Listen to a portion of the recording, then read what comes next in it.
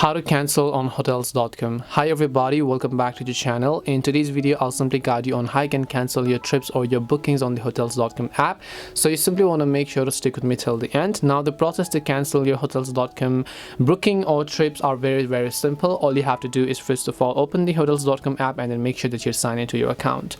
So let's say that previously you had booked a specific place to stay, you had booked maybe accommodation, or maybe you had a booked trip, and now you decided that you no longer want to go there and now you've decided to cancel it. And to do this, all you have to do is just come to the trips tab, which is at the bottom right hand side, and if you've made any of the bookings over here, you're going to be able to find them and then similarly follow the similar instructions and then cancel them respectively. If you don't find the booking, and if you have a booking number though, you can simply use the itinerary number to look it up. So you can tap on the find a booking option over here. Once you tap the find a booking option, it will just directly take you to the new page where you can simply enter your booking number and then tap and continue, follow the instructions to cancel it.